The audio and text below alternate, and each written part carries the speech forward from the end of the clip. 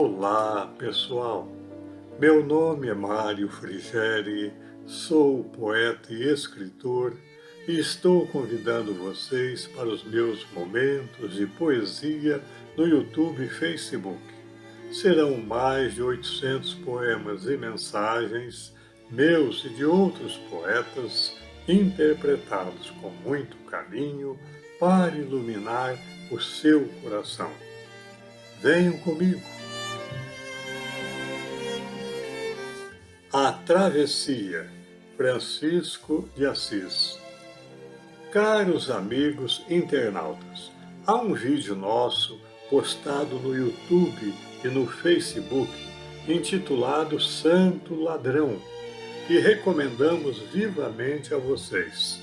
Seu link está disponível na área de descrição deste vídeo que apresentamos hoje. Aquele vídeo contém um poema de Augusto de Lima, no qual o poeta narra que quando São Francisco se encontrava no convento chamado Monte Casal, converteu à ordem franciscana 3 ladrões que assolavam aquela região. 2 deles viveram pouco tempo após a conversão, mas o terceiro, tendo sobrevivido a São Francisco, fez tantas penitências que mereceu ter uma visão espiritual muito elevada. E é essa visão extraordinária que vamos narrar neste vídeo de hoje. Este caso notável pode ser tomado como uma autêntica metáfora da iniciação mística do homem em busca de sua perfeição espiritual. A narrativa faz parte do livro I Fioretti, de São Francisco de Assis. Dito isto, vamos à visão. Eis que uma noite, após as orações costumeiras, veio uma tentação tão grande de sono a esse frade, que anteriormente fora ladrão, que por maneira nenhuma podia ele resistir e vigiar como se fazia necessário. Finalmente, não podendo suportar o sono nem orar, ele deitou-se no leito para dormir e logo que repousou a cabeça, foi arrebatado e levado em espírito a um monte muito alto, no qual havia um abismo profundíssimo, e também daqui e dali penhascos lascados e aguçados que sobressaíam dos rochedos, e o aspecto desse abismo era medonho de se ver. E o anjo que conduzia esse frade o empurrou e o lançou por esse abismo abaixo, e ele, entrechocando-se e espedaçando-se de rochedo em rochedo, chegou por fim ao fundo do abismo totalmente desconjuntado, pois era assim que ele se sentia. E, estando pranchado no chão, disse-lhe o anjo que o conduzia: levanta-te, que é preciso fazer ainda uma viagem maior.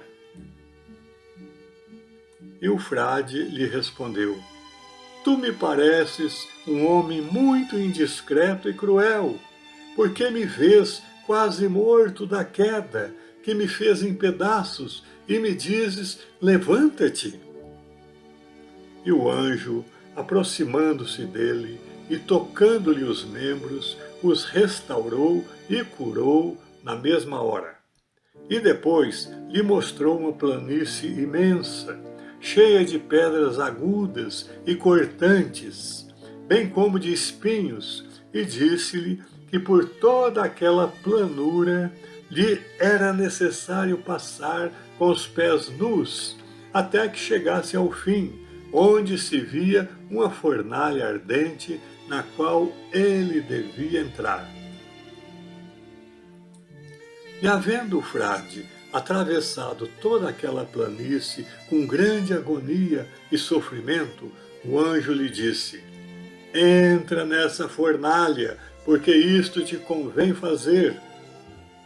E o frade respondeu: ai de mim, porque tu te transformaste num guia muito cruel para mim, pois me vês quase morto por causa dessa angustiosa planície, e agora, para repouso, me mandas entrar nesta fornalha ardente.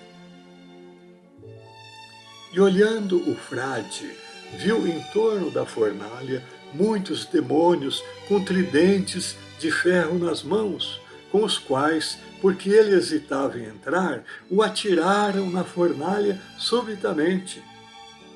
Tendo caído dentro da fornalha, o frade olha e vê lá dentro uma pessoa que tinha sido seu compadre, o qual ardia inteiramente nas chamas, e lhe perguntou: ó desventurado compadre, como vieste parar aqui?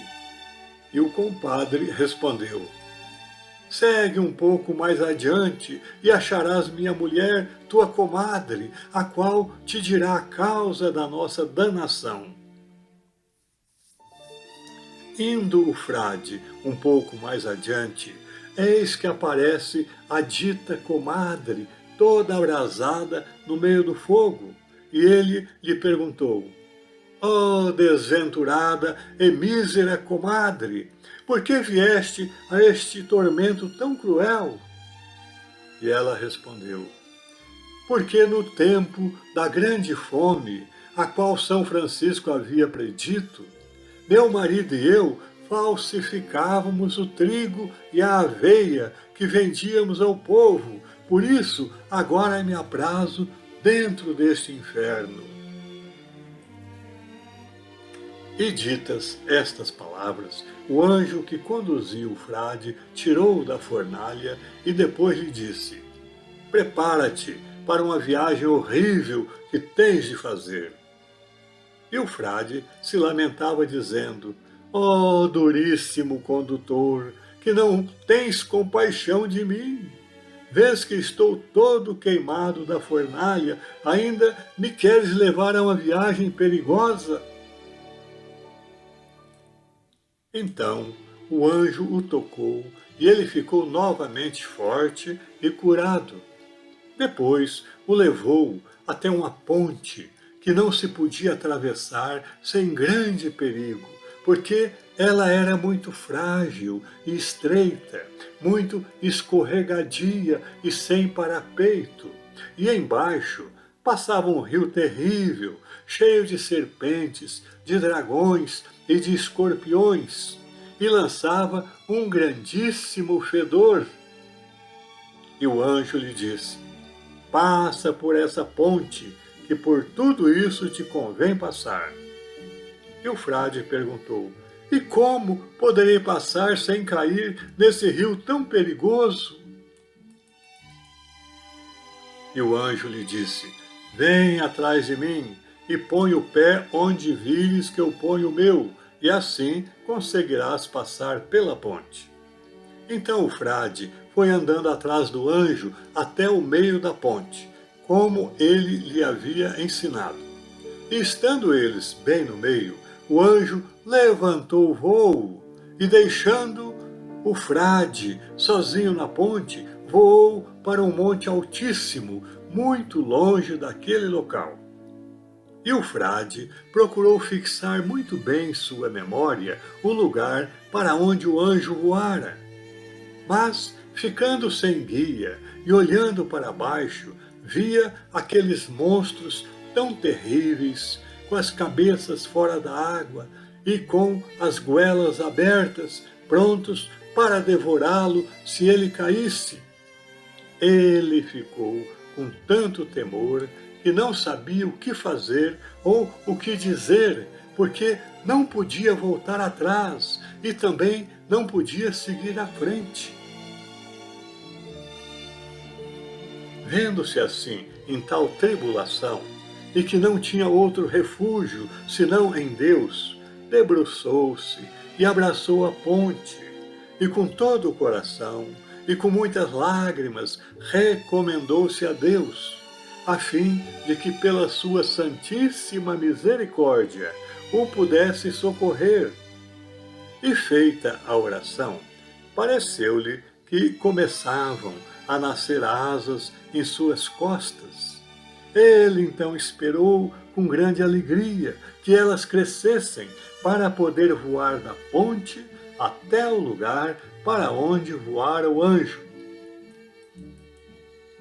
Mas, depois de algum tempo, pelo grande desejo que tinha de abandonar aquela ponte, pôs-se a voar. E porque as asas não estavam bastante crescidas, tombou sobre a ponte e as penas lhe caíram das asas. Por isso, ele se abraçou de novo à ponte, tal como se encontrava antes, e recomendou-se a Deus. E terminada a oração, ainda lhe pareceu que lhe nasciam asas novamente. E como da primeira vez, ele não esperou que elas crescessem perfeitamente. Por isso, tentando voar antes do tempo, as penas lhe caíram das asas e ele tombou de novo sobre a ponte. Vendo assim que caía devido à pressa em voar antes do tempo, ele começou a dizer para si mesmo: na verdade, se eu tiver asas pela terceira vez, esperarei que elas estejam tão grandes e firmes até poder voar sem cair.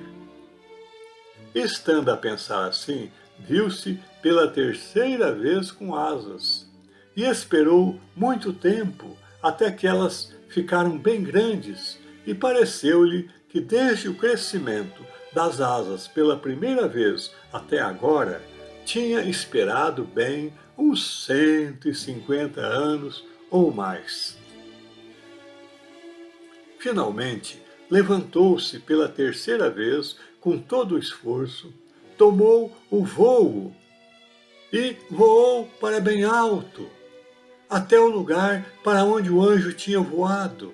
E batendo à porta do palácio no qual o anjo se encontrava, o porteiro perguntou-lhe: quem és tu que vieste até este lugar? E ele respondeu: eu sou um frade menor da ordem de São Francisco de Assis.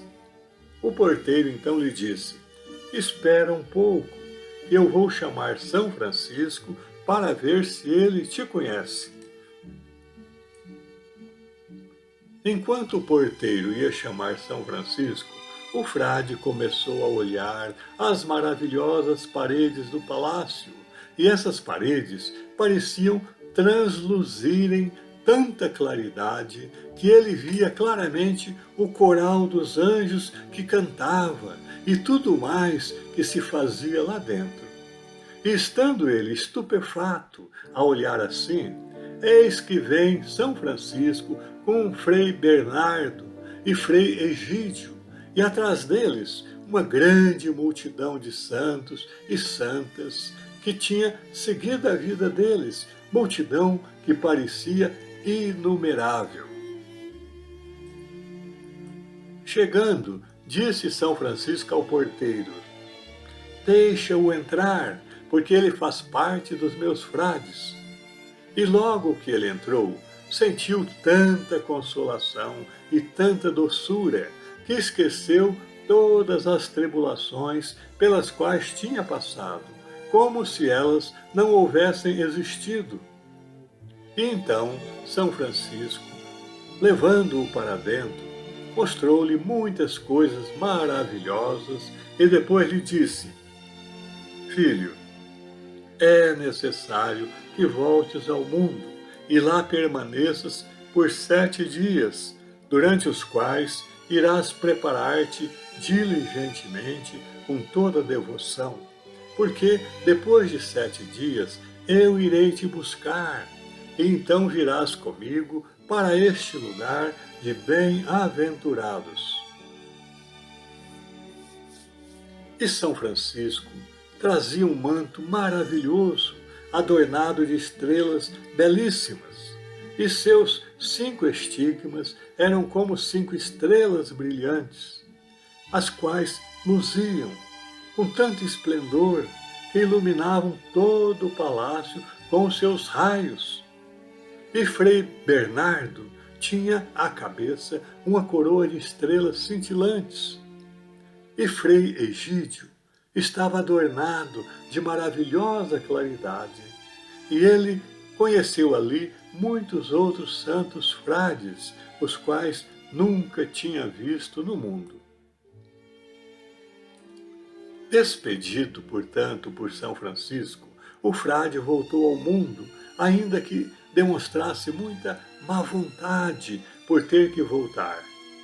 Despertando no corpo de carne e voltando a si, viu que os frades tocavam o sino para as orações da manhã, de sorte que essa visão só tinha durado entre as orações da meia-noite e da manhã, ainda que lhe parecera durar muitos anos. E ele então contou ao guardião e aos frades toda a visão que tivera. Passado isso, e dentro de 7 dias, começou a sentir febre, e no 8º dia veio a ele São Francisco, como lhe prometera, com uma grande multidão de santos gloriosos, e levou a alma do frade ao reino dos bem-aventurados. E foi assim que tudo aconteceu. Em louvor de Cristo. Amém.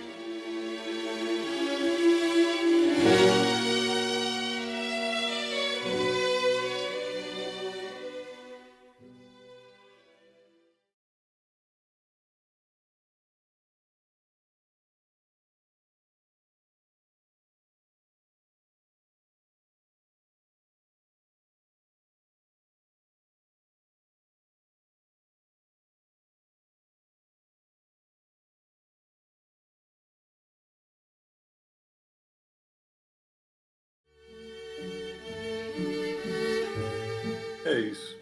Espero que vocês tenham gostado. Obrigado por assistir a nossos vídeos. Não se esqueçam de deixar seu like, inscrevam-se e acionem o sininho para receber em primeira mão os próximos poemas e mensagens. Um grande abraço e muita paz.